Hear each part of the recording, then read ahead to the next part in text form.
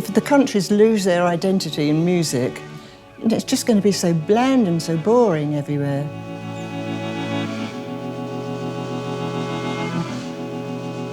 My name is John Doran and I write about music.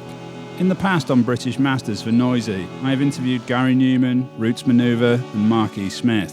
While perhaps sharing little in common other than a nationality and a prominence in my record collection, I hope it will become clear that each of these artists is an outlier in the field of popular music. In short, they are masters.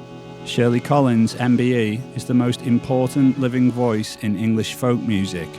She travelled across the southern states of the US in 1959 recording traditional songs with Alan Lomax. She was a key figure in the folk revival of the late 60s, and now, after a lengthy absence, she is back making music.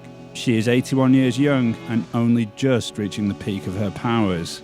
It's my pleasure today to welcome Shirley Collins. Shirley, how are you doing? Very well, thanks, John. Good to be here. I believe it's 38 years since you last had a full-length album out. Did you have much in the way of misgivings about tackling a full-length album after such a long period?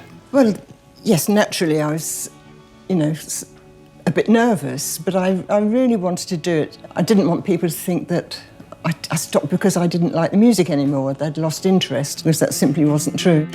Way down in yonder valley, pretty Polly did dwell. She was courted by a captain who loved her so well.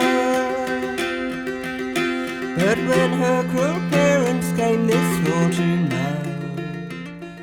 So some misgivings, yes, because my voice is that much older and more limited than it used to be when I was a fairly carefree singer. What's it actually like? Because you recorded the full album in your own front room in the cottage where you live in Lewis. It's wonderful for me because I'd been away from a studio for so long, and because my voice had changed so much. What I didn't want to do was to go into a studio where I didn't know the engineer, cold surroundings, and I imagine he or she would think, what's this old girl doing coming here singing these songs, thinking she can sing. So I needed to do it in my own way, in my own house, and surrounded by people that I knew and loved and trusted as well. It's been enormous fun, as all of us in the cottage just had such a good time recording it, even though the album itself, is sort of fairly gloomy, parts of it.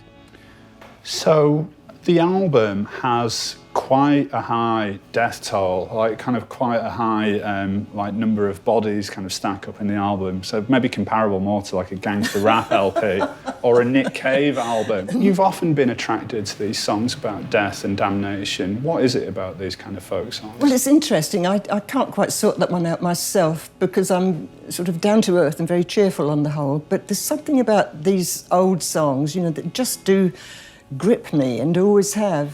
These dark and sombre songs, you've been singing them on and off your entire life, but do you find it kind of harder as the years go by to tackle these subjects? You mean when I get closer to death? I do indeed. Touch wood. No, I don't find them harder. I just find them even more persuasive. And I just love the age of most of them. It matters to me that a song has come down through lots of generations of singers. Because all the time I wasn't singing for those 38 years when I was sort of silent. I was still learning songs and still listening to songs. And most of the songs are field recordings of old singers in the English countryside. One of the songs on the album is so of today and prescient because it says, "Awake, awake, sweet England, for dreadful days draw near." And you think, yes, right on. I was going to ask you about this song. I'm used to meeting kind of musicians, and when they say, I'm going to tackle an old song on my next album, usually they don't mean anything earlier than 1968.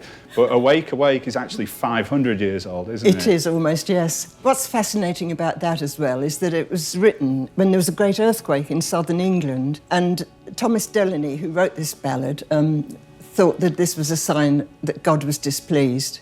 And so he wrote the song warning the people to, behave themselves, otherwise worse was to come.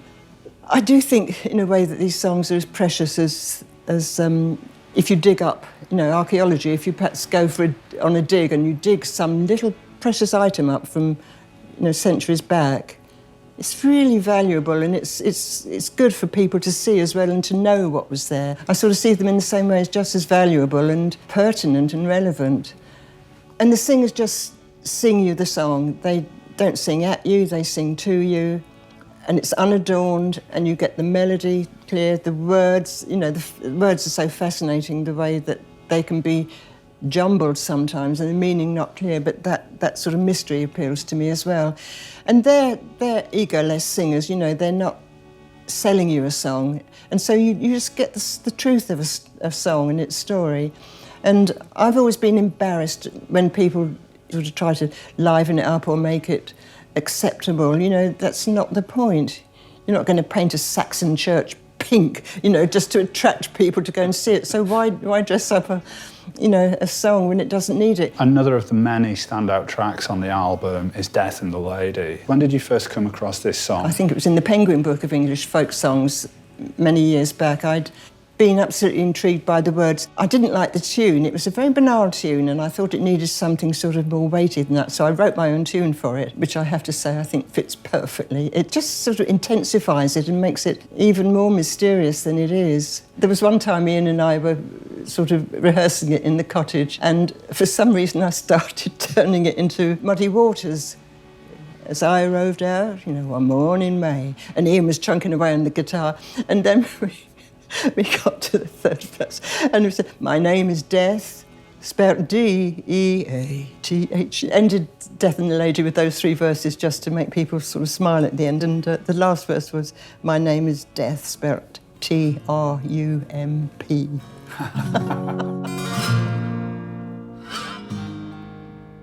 As I walked out one morning May, the birds did sing and the lambs did play.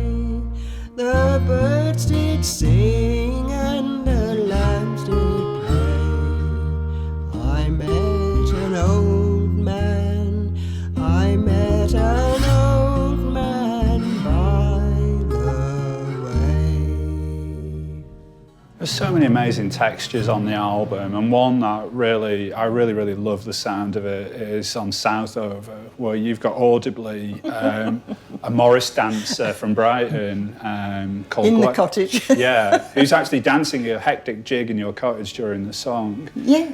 So like Morris dancing and folk song, do you have any sense of the health or vigour of these really ancient traditions? Are you sensing that there are enough younger people getting into these things for them to continue? I think it's changing. There was a time when everybody scoffed at Morris dancing, but that's because they didn't really know about it or watch any good sides. They're full on, they attack, and they're really manly, which is a great thing in a Morris dance. You know, you don't want people just flapping handkerchiefs. I think a lot of people are getting tired of how global and universal things are and how big business runs too much, you know, that they want something that's individual and interesting and of this country as well. You know, I think if the countries lose their identity in music, you know, it's just going to be so bland and so boring everywhere. For those who don't know, in 1959, you were, at the age of 23, you went to America, to Virginia, Arkansas, Kentucky, Alabama, Mississippi, Alabama, Georgia, yes. And recorded traditional song with Alan Lomax. So, I mean, like, how did this come about? I'd met Alan a couple of years before that at a party that Ewan McCall threw for him. I mean, I always tell it the same way because it's what it was, that I walked into the room and there was this big, burly, tall Texan with a great head of shaggy dark hair. I just fell in love on the spot. After a very brief time, really, I moved in with him in London. It was the most enormous privilege, really, because I had then access to all his field recordings from the Mississippi State Penitentiary, you know, all the blues. I mean, I met Muddy Waters, I met Sonny Terry and Brownie McGee, and it was the most incredible education, you know, I was really fortunate. He left to go back to America and he wasn't going to take me with him. We stayed in touch by letter because although Alan must have had a telephone in New York, we didn't have a telephone at home. And a letter came one day asking if I'd like to join him on a trip he was planning in the South. And of course I said yes, immediately. I mean, I think it was quite handy having me there in many ways, because I was able to sing versions of their songs, but, you know, the songs that had come from England in the first place, the English versions, and they were so interested in that. But then we bumped into some quite terrifying fundamentalist white preachers, hard-shell Baptists in Kentucky. We were recording this open-air prayer meeting up on the mountainside. And, I mean, I got preached against because I had short hair, and you weren't supposed to cut your hair. And if you were a man, you had to cut your beard rounding, and you had to cut your hair rounding. You couldn't wear clothes of diverse colour. I mean, it's absolutely daft stuff, all of it. And you sit there thinking, help, help, you know. And at one point, this preacher stood up. He was one of the really fierce ones, and he said, I never preached to no phones before. And he said, I ain't going to start now. And he refused to do anything until them phones is gone. So we had to dismantle the 4 microphones and remove batteries were this big. We had 4 great big batteries up the hill. So tell me, some of the people you recorded went on to become sort of like, quite rightly, kind of legendary figures. Like, for example, Mississippi Fred McDowell. Yes. What was it like meeting him? Oh, that was... I still get goosebumps when I picture it. We'd been to the Mississippi State Penitentiary for 5 days recording work songs and blues, and then we drove up into northern Mississippi, and we'd recorded a couple of people that Alan had met in the 40s, a marvellous man called Miles Pratcher, and he introduced us to other neighbours of his, who then in turn introduced us, said, listen, you've got to meet Fred. He's a really good blues player. So we arranged for him to come after work, and we were in a clearing with wooden shacks around, you know, and tumble down, dust-filled, dusty ground, women in their aprons, children running around playing, chickens scratching and dogs barking. And at around 5 o'clock, out of the clearing appeared this figure in his work dungarees and carrying a guitar. He'd been picking cotton all day. And he came in and sat down and played his first, you know, after introductions, played his first blues, which was 61 Highway. I'd never heard anything as wonderful as that in my whole life. I mean, I love Muddy Waters, but even he was eclipsed by Fred at that point. And Alan wrote one word in his notebook, and the word was perfect. Lord, there's 61 Highway, it's a long road I know.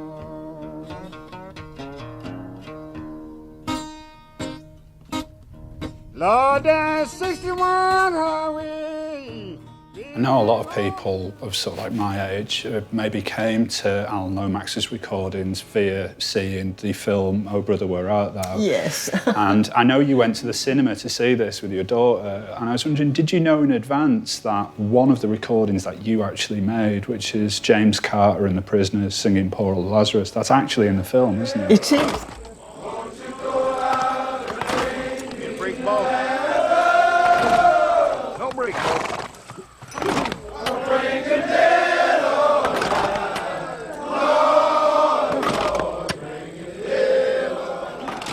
I mean, I love the Coen Brothers films, you know, there's not a dud among them. After that film came out, and the CD of all the music was a huge seller in America, the Lomax people traced James, who by that time, you know, umpteen years later, was out of the state penitentiary and was living in Chicago. And they took him to the Grammy Awards and they gave him his first royalty check of $20,000. You know, so you know, there's a bit of justice in the world, really. I know this must be like a fairly troubling subject for you, but I was wondering if you could tell me about your breakup with Ashley in 1978 and how this impacted on you, because obviously it did have a big impact. No, it was the whole cause of it, really.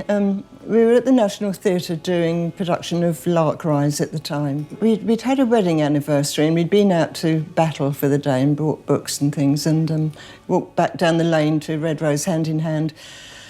Next day he wished off to London for a meeting, came back that night, and the minute he walked through the door I knew something was wrong, and I said to him, Ashley, what's the matter? He said, I'm consumed with love and I'm leaving you. I mean, just out of the, you know, totally out of the blue. And so he did. He'd fallen in love with one of the actresses at the National. And what I didn't realise at that time was the damage it was going to do me, because this wretched actress would... It was a promenade performance, the band were here and the audience, you know, so close. She would come and stand right in front of where I was singing, wearing Ashley's sweaters. And it just... It was more than I could bear. It sounds so feeble now, really. I wish I'd got angry, but I didn't. I got heartbroken. And some nights I'd try to sing, but I was trying not to cry at the same time. And my voice, sometimes nothing would come out. And at other times, you know, my voice faltered or croaked. When those runs were over, I tried singing with Dolly, and I tried singing on my own. It just wasn't working, you know. I couldn't trust my voice anymore. And it was sort of heartbreaking, really, because it's what I loved best and what I had done, and up to that was for a living. And I persisted for a year or so, just getting more and more humiliated by it. And finally I thought, no, I can't put myself through this any longer. And I had to find work to support me and the kids anyway, and that's when I had to abandon it.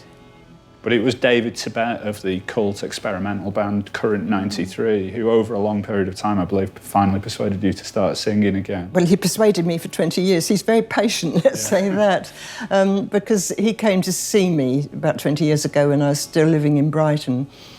And he phoned up and said, look, I really love your music. Can I come and see you? And he told me later that when he said he really loved my music, I burst into tears, you know, on the phone. And he turned up with other friends of his, and we had a nice dinner together and lovely conversation. And although I don't understand his music, it baffles me. Mm. He's a really nice man, and we became very good friends over those 20-odd years. But he kept saying, you know, come and sing at one of my concerts. And at first I said, no, absolutely not.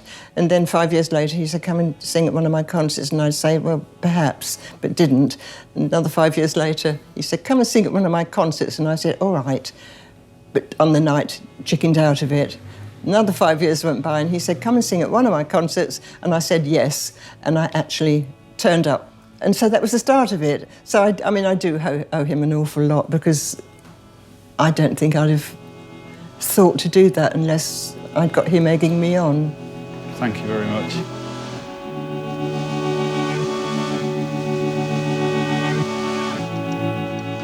So much, Alan. Thank you. Thanks so much.